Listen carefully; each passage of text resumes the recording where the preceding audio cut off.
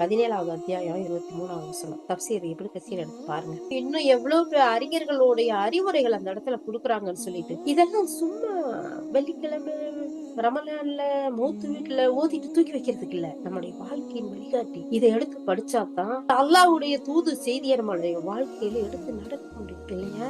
சும்மா ஓதிட்டு போனா என்ன புரியுது? ஏன் புரியல? என்ன பாசை நீங்க?